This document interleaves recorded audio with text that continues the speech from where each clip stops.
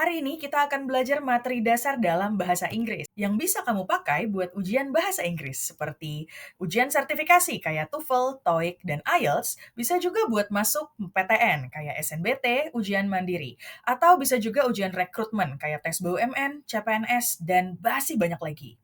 Materi ini adalah materi dasar yang wajib kamu pahamin di luar kepala. Ini materi yang kelihatan susah, tapi sebenarnya gampang banget kalau kamu udah tahu triknya. Untuk membuat kalimat, kamu perlu paham tentang subject dan verb agreement.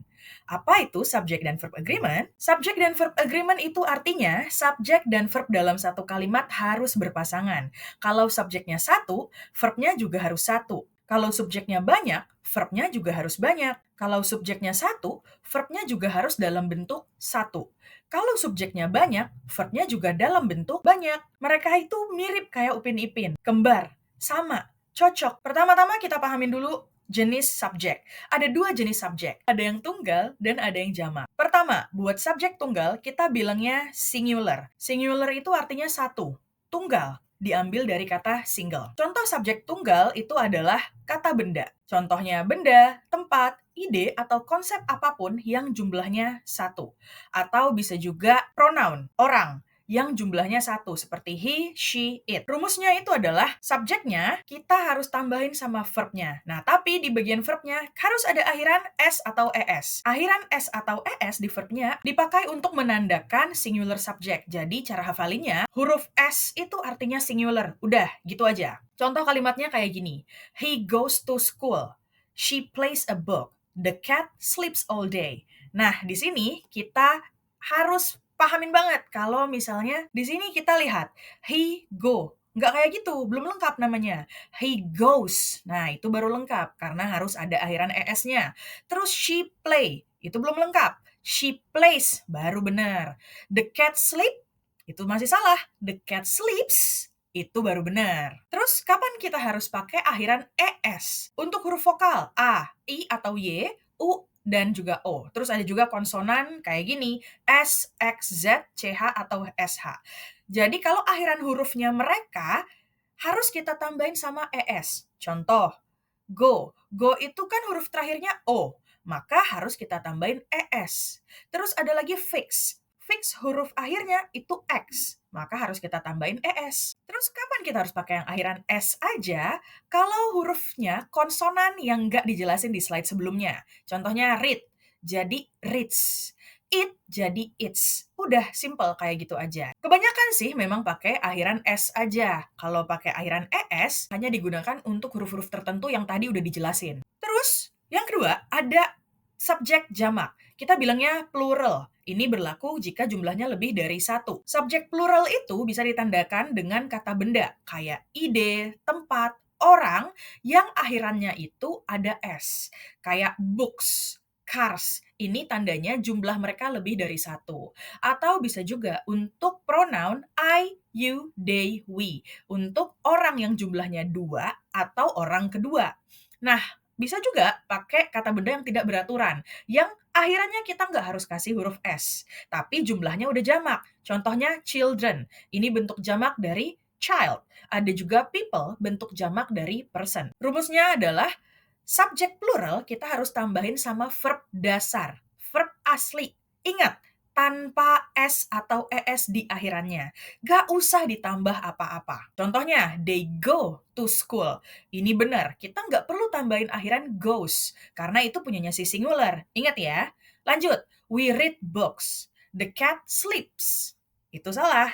Jadi harus the cat sleep outside. Contohnya kayak gini ya. Untuk singular, kita lihat. Subjeknya the dog. Ini subjeknya kita harus identifikasi dulu. Dia jumlahnya satu apa banyak? Di sini dog-nya nggak pakai S, maka jumlahnya satu. Maka dia singular. Terus verb di sebelahnya harus kita kasih ES. Karena verb singular memang pakai S ya. The dog chases the cat. Terus untuk yang plural, coba kita lihat the dogs. Akhirannya ada S, berarti jumlah anjingnya nggak cuma satu. Maka di bagian verbnya nggak usah kita tambah akhiran S. Jadi intinya kalau cuma satu, subjeknya, verbnya tambahin ES. Sementara kalau subjeknya banyak, verbnya asli. Udah, simple, gitu aja. Ini dia perbandingannya. He works, they work. She studies, we study.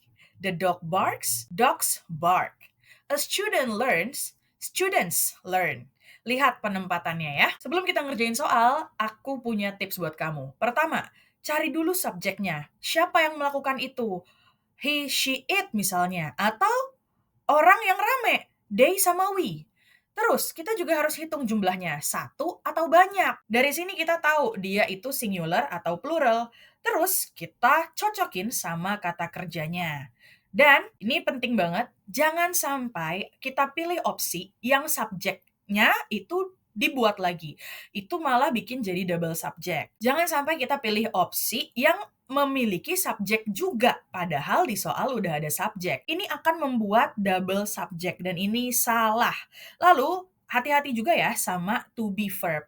Kadang ada kalimat yang memerlukan to be verb kayak gini, namun kita harus lihat dulu sama konteksnya. Apakah ada kata keterangan waktu? Apakah ada suatu keterangan yang harus membuat kita nambahin to be atau enggak? Yuk kita latihan soal. Ini dia soalnya, coba dijawab dulu ya. Oke, kita coba jawab ya. Lihat baik-baik. A camel itu adalah subjeknya dan ini nggak ada huruf S sama sekali, berarti ini subjeknya satu. Terus kita ada kalimat rumpang nih, berarti kita kehilangan verb. Verbnya harus kita sesuaikan ya. Kita lihat opsi A, can drink. Nah, ini adalah verb yang benar.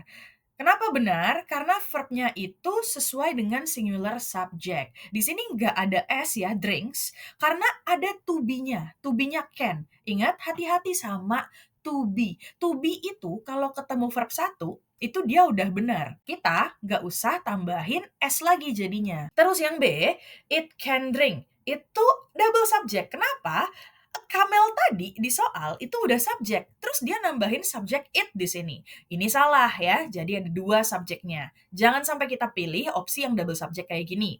Terus yang C, a large drink of. Ini bukan verb, ini adalah jumlah, a large drink. Minuman yang banyak. Terus yang D, with a drink. Ini preposisi, bukan verb juga. Jadi cara jawabnya kita fokus aja cari yang verb.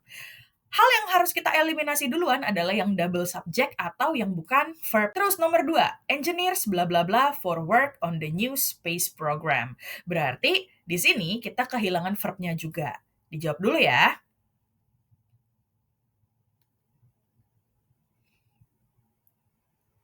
Oke, kita coba bahas. Pertama, subjeknya engineer itu diakhiri oleh huruf S, berarti jumlahnya banyak atau plural. Maka kita harus memilih verb yang sesuai, plural juga. Kita coba lihat opsi A, necessary. Necessary ini bukan verb, dia adalah adjektif atau kata sifat.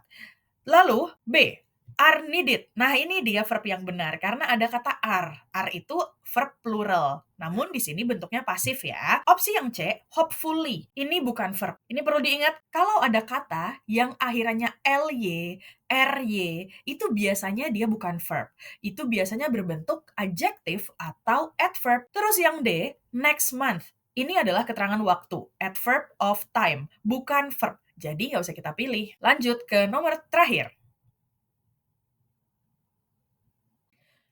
Oke, udah dijawab. The North Platte River, bla bla bla, from Wyoming into Nebraska.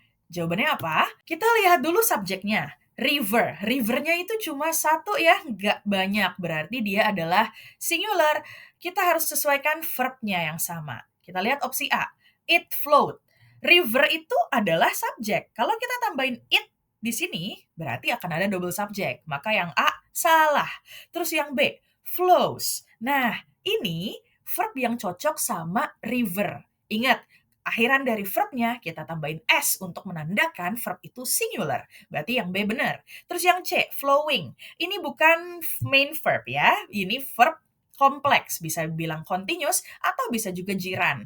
Belum tetap nih bentuknya, maka kita nggak bisa pilih. Yang D, with flowing river.